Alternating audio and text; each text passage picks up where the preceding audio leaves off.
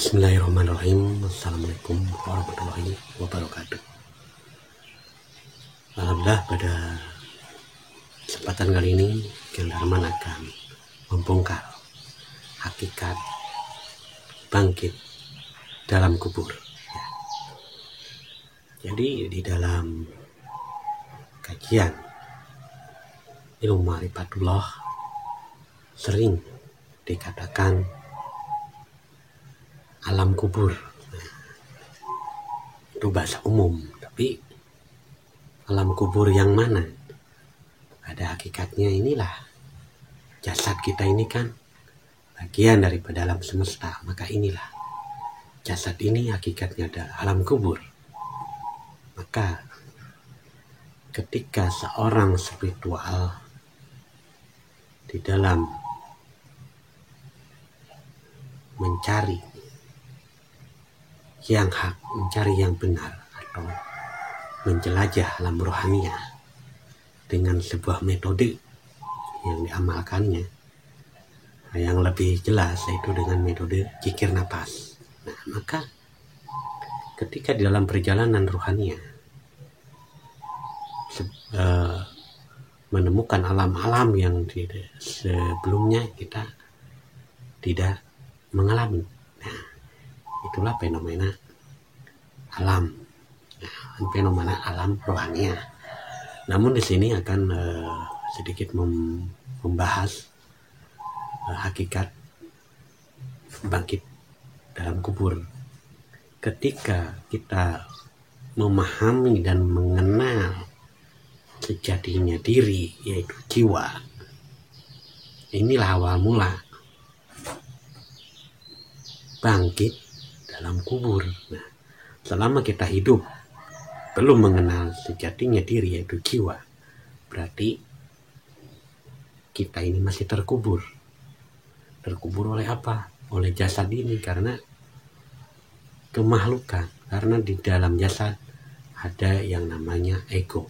Nah, inilah yang mengubur atau menghijab, menghalangi untuk mengenali jiwa. Maka seorang spiritual ketika sudah mengenal sejati diri sejatinya, yaitu jiwa yang tidak mengenal ruang dan waktu. Yang mengenal ruang dan waktu itu jasad. Nah, maka disinilah kita harus benar-benar memahami sebenar-benar apa yang terkubur di dalam jasad kita. Banyak yang terkubur kan, ada pikiran, perasaan, jasad, dan semacamnya, pokoknya yang ada di dalam jasad ini.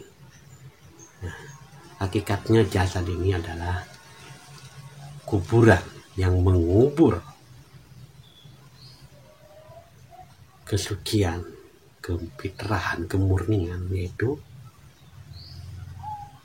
jiwa. Nah, setelah menyadari bahwa Tuhan itu satu, bahwa Allah itu ahad, maka orang-orang spiritual itu akan bangkit untuk mengenali diri sejatinya yang disebut jiwa.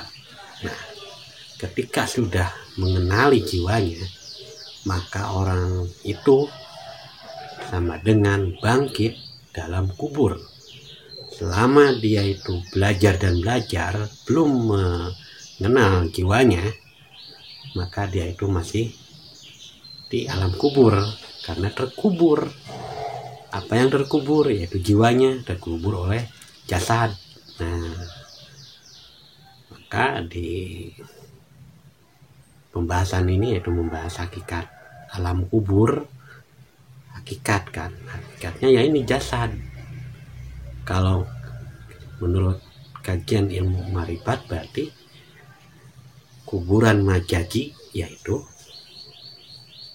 manusia yang meninggal lalu dikubur, itu alam kubur, tapi belum sampai ke ahli kuburnya nanti. Nah gitu. Jadi begitulah sahabat Kang Darman,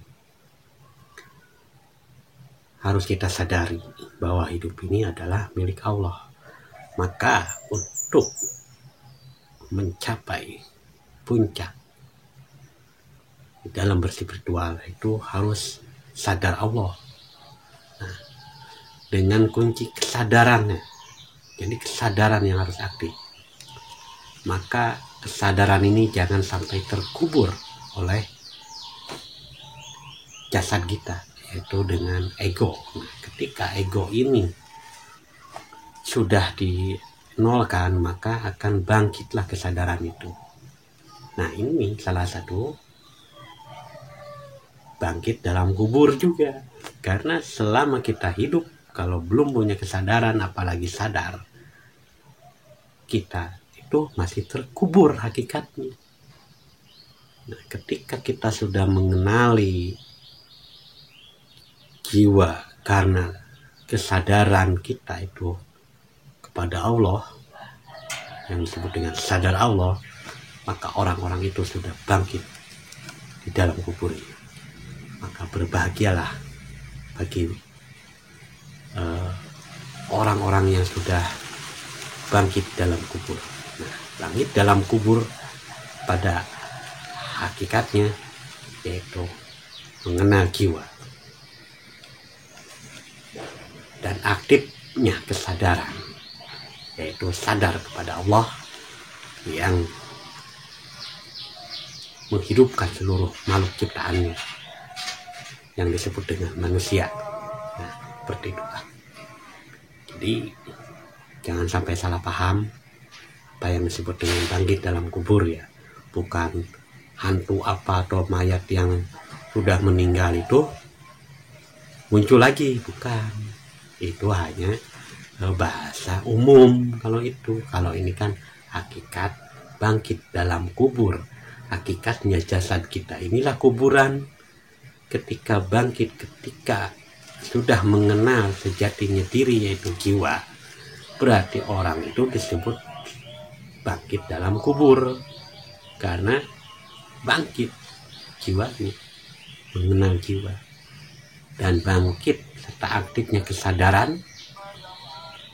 Ya, itulah orang-orang yang bahagia, karena ketika sudah mengenali sejatinya diri yang disebut dengan jiwa, apalagi aktif kesadarannya sehingga sadar kepada Allah yang menghidupkan seluruh makhluk-makhluk ciptaannya, maka merekalah orang-orang yang bangkit dalam kubur sehingga mendapat satu kebahagiaan. Sekian, semoga video ini bermanfaat bagi kita semua. Amin ya robbal alamin. Cukup sekian. Assalamualaikum warahmatullahi wabarakatuh.